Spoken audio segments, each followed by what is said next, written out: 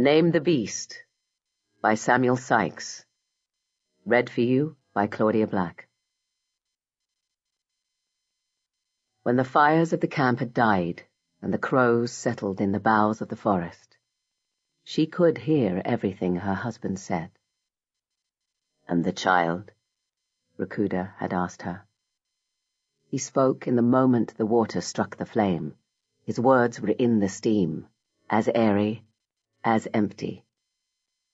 They only spoke at night. They only spoke when the fires were doused. "She's asleep," Calindris had replied. Her words were heavier in the darkness. "Good. She will need her rest." There had never been a darkness deep enough to smother the glimmer of his green eyes. "You should too. I want you bright and attentive." She had not looked up from sharpening her knife, just as she had decided not to stab him with it for talking to her in such a way. Fair trade, she had reasoned. She ran her finger along the edge, felt it bite cleanly. She slid it into a scabbard before reaching for her boots, just where she had always left them. "She can rest. She can stay resting. I'll leave before dawn. I'll be back before dusk. She never has to know." "No." For want of hackles, her ears rose up, sharp and pointed like her knife. They folded flat against her head. Rakuda had not seen it. Even if he had, she had reasoned he wouldn't care.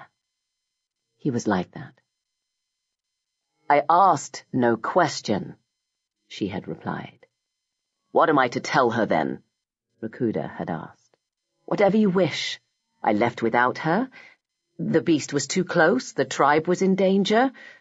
I could not wait for her." She had pulled on her boots.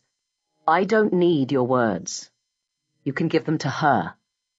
"No." "Do not say that word to me." "She has to learn. She has to learn to hunt the beast, to hate the beast, to kill it." "Why?"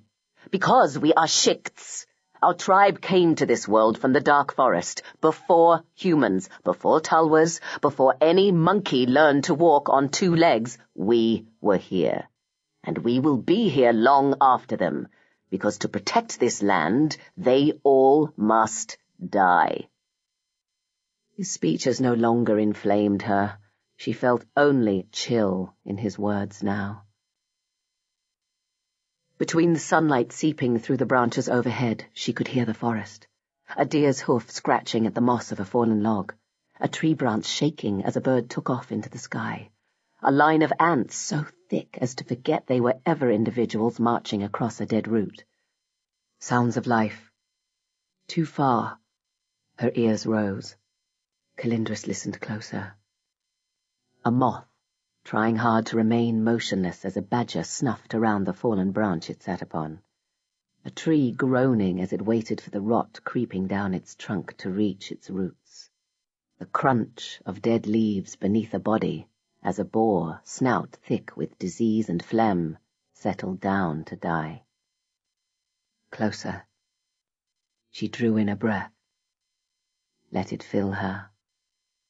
Exhaled.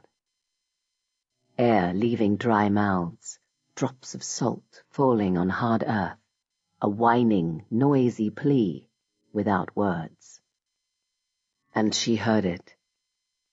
The howling told Calindris who needed to die. "This is taking forever."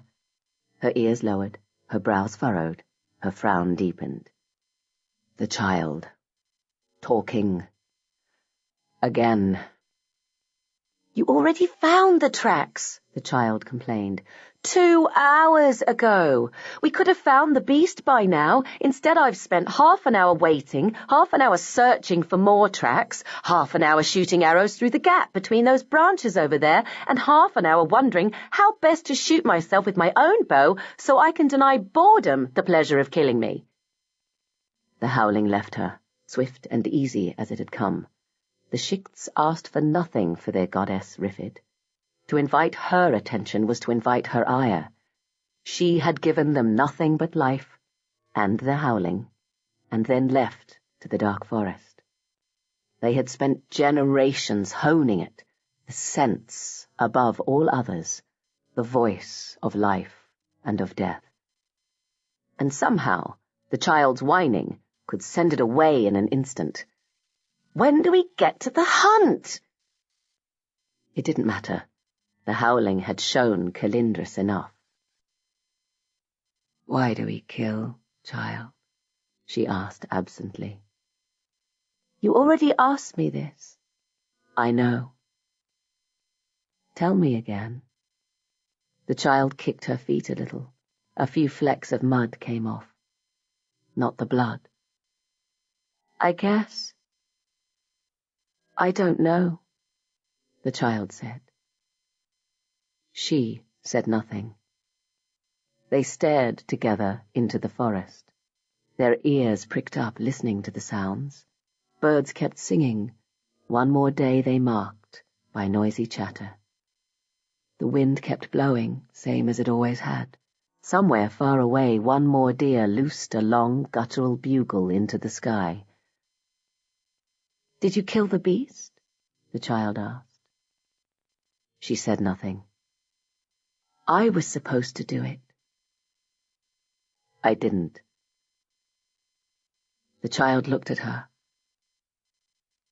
"I'm not an idiot." "No." She reached over, wrapped an arm around the child, and drew her close. A heart beating, excited, a breath drawn in sharply, quivering, a shudder through the body, terrified. She drew the child closer. "But let me pretend you are, for a little while."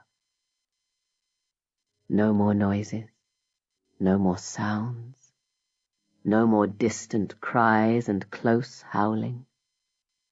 Only words, only the child's voice.